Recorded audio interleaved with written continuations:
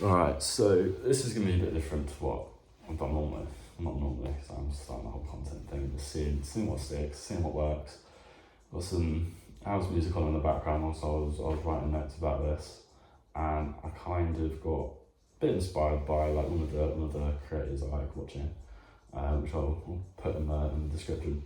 And it was kind of about, I went on a run today, and I'll post it there. It was the longest and the furthest, the longest amount of time I've run for, and the furthest I've ever run, like ever. And it was kind of weird because whenever I run, I normally want to stop around like the 10k mark or after an hour and we stop. I just felt this weird sense of just ease, and I just kept going. It was really weird. And it's a feeling I don't really have when I'm running, because obviously, as I said, I have the 10k goal in mind, and it kind of, once I get past that, once I get near it, I kind of stop mentally and kind of block myself, or I get an excuse to kind of just stop, or give myself an excuse to give up. And it was weird because I didn't have a goal in mind when I started the run. I was like, oh, I'll just see how it goes. And yeah, I just didn't stop.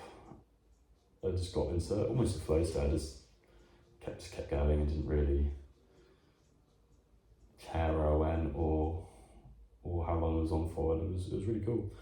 And because I didn't have the exact result in mind, it kind of reminds me of Rory McIlroy, because obviously he's just won the Masters again for the second time. But you saw the year before, he was under so much pressure to kind of complete that career Grand Slam, have that Masters that he's not won before. And this year he almost seemed at ease. He said in interviews that he just wanted to have fun and just stay relaxed.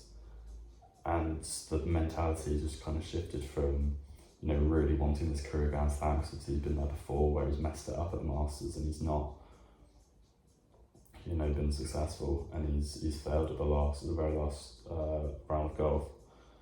Like going into, he's led a weekend before where he hasn't converted, but this year it's just the relaxed kind of mindset where he wasn't attached to any specific goal. He just went out there, just played some golf, had some fun, and obviously played 2 amazing rounds first 2 weekends, and that was insane.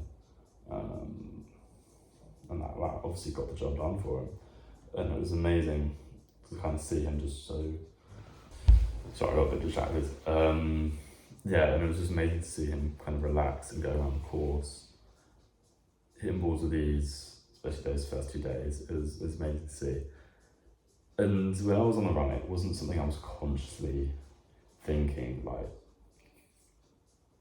for example, oh, I'm going to run this way, I'm going to run that way. It kind of just came in my mind that, I could go that way, or I wasn't even questioning it, it just came up in my mind. And it was almost unconscious. I wasn't consciously thinking, I'm going to go there, then go there, then go there, then go there, and that kind of stacks up, and that kind of adds a little bit to it, kind of the mental fatigue, and that kind of just, maybe that stopped me in the past, I don't know, but just doing this, just sitting in my head and just going to the next bit, and then maybe, I'll just go to this bit, and then I'll go to this bit, and then, I went over the whole town. I went kind of into the next town over, which was pretty cool. I didn't really think I'd be able to do that, and just not attaching myself to the distance of the time, like I said, and just following like whatever came to mind was kind of just what worked.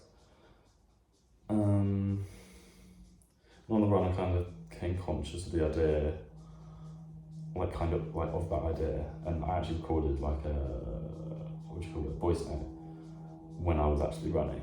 And it was very, very windy, so I won't obviously play in the background of this, but what it basically said was detaching myself from just in all aspects of life, not just the run. Also, I play a lot of tennis. That's something that mentally is a very, very tough game. And obviously, starting out with the whole content thing, obviously I'm not expecting it to go anywhere. I'm not expecting, things to happen. It's more for me to practice the video editing and the filming, as I said, because I want to go into marketing, sports marketing, even sports presenting. That can be pretty cool. So getting comfortable is what I want to be doing. I'm not attaching myself to a metric, and it can be anything from like the distance like I run. Maybe I notice my pace like dips a little bit. I'm not worried about my pace, I'm not worried about the distance, I'm not worried about the time. If I'm playing tennis, like if I hit a good shot and then I go up in the game, or if I hit a bad shot, I go down in the game, detaching myself from that result and just moving on to the next bit and just seeing what happens next. And as I said with the videos, of the views, one video gets, I think my first one got like 1,000 views, which was pretty cool, but then the second one only got only 400, still pretty cool. So having kind of the non-judgmental, or seeing the numbers and then not having any judgment towards it, kind of detaching myself from it emotionally.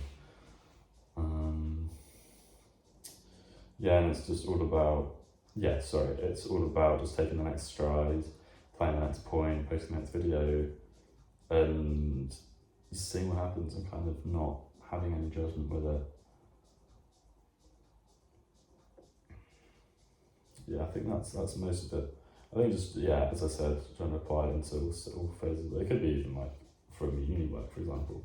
I do like this coursework, say I get a 65 on this, I get a 72 on that, or whatever. Just, I put in the work, I've done as much as I think I can, and then kind of just be like, okay, well, I've done the best. I can't really change what I've done, I can't really go back on it.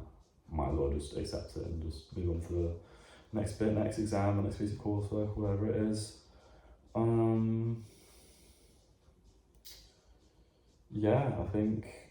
I think especially with the tennis, also I do a lot of tennis. I play for the university. I do let the emotion get control of me sometimes. So maybe incorporating that more, but at the end of the day, I'm human, I'm emotional, there's only so much I can do. I think that's everything. I've been watching a lot of Anne Below. I'm not sure if I said at the start of the video, but Anne Below, his name's Sip Drake, who great little account, really good. Say little is very, very doing very well. Not watching his video, it's kind of similar to what I was saying, but he probably explains a lot better than I do. But that was obviously very different to what I posted before, but it's just a bit of a brain dump to, just get out there. If it helps one person out of 100, however, 10 or 1,000, whoever, how many people watch it, if it helps one person, then great. If it doesn't, it's just out in the world. It's helped me, so I think that's it.